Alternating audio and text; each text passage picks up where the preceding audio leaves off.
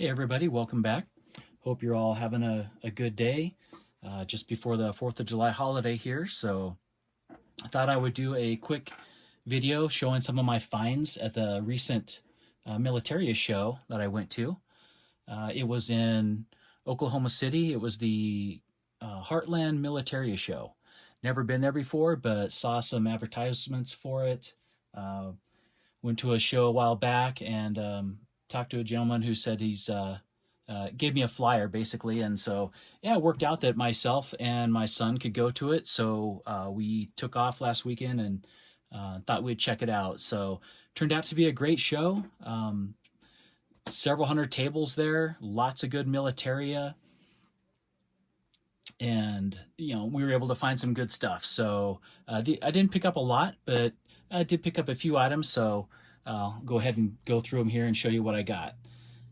All right, the first item here is picked up I'd say it was probably just for me, it's going to be a rifle flag. I'm going to put it on my Type 99 Arasaka, but a nice Japanese rising sun flag here.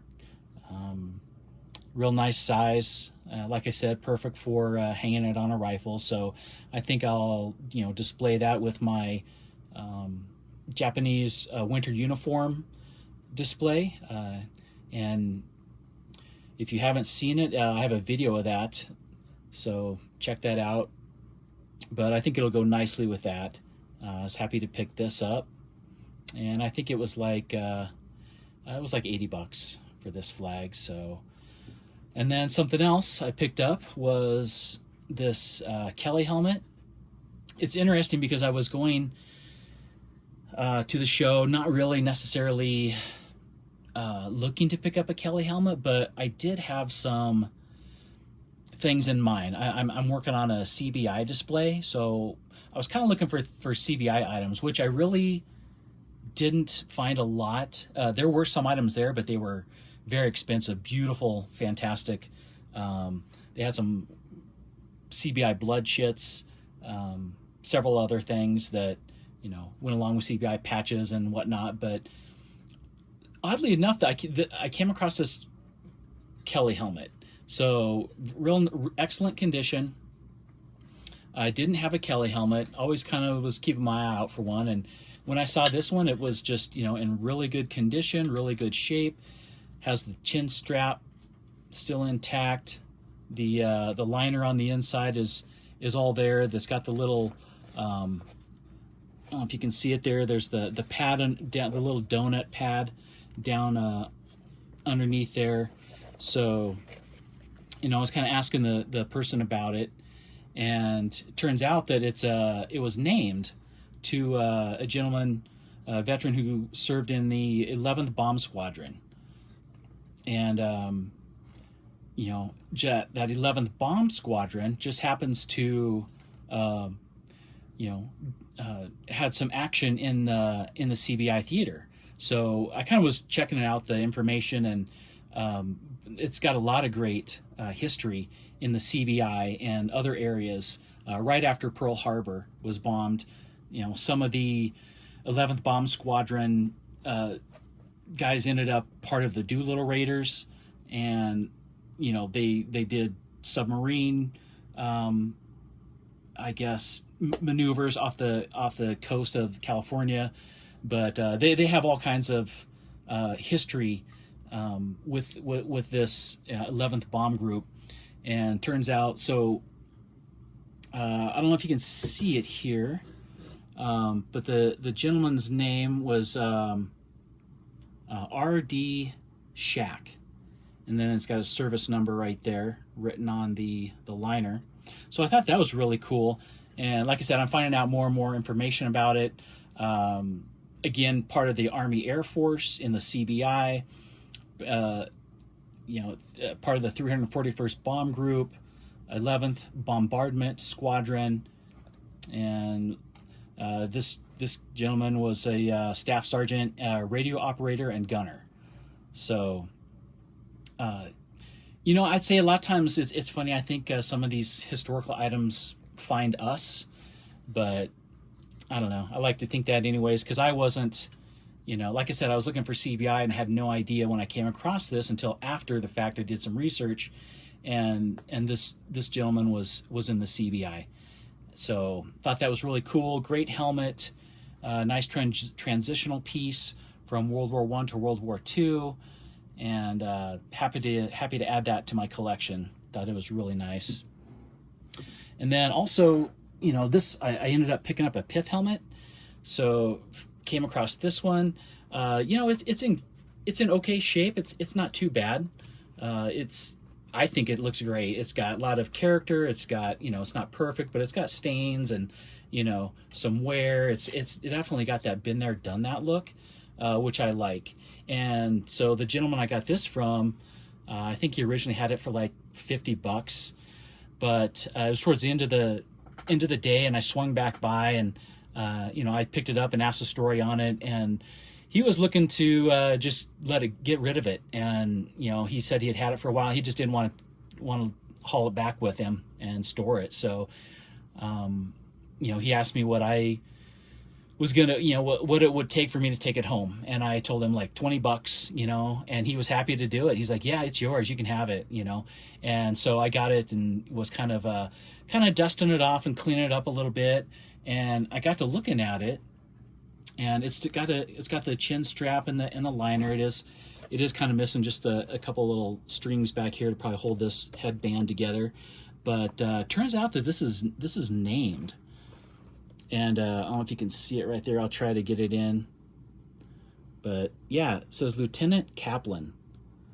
So yeah, I thought that was great. And, you know, I'm not sure. It's definitely World War II era. I don't know the theater, but it's tropical. And obviously being a pith helmet. And so, you know, again, I think I'm going to use this in part of my CBI display. And so I was real happy to get that. Then something else here I got here. Let's see. I'll just take you in here. So come across, this was just kind of a neat little surprise. Came across some of these matchbooks. And, you know, these are vintage World War II era. I guess they would be considered home front items. You know, they're advertising to buy defense bonds and stamps. You know, and they have some propaganda on them. And these are for remembering Pearl Harbor. And so thought these were really great as I, you know, collect a lot of Japanese memorabilia, militaria.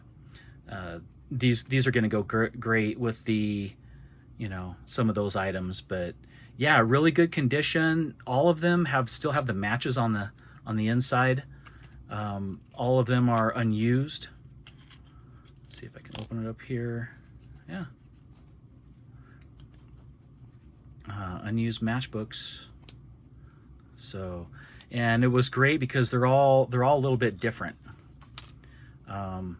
This one, you know, keep them flying, and got some of them here that are, you know, all a little bit different images on them and sayings and stuff, but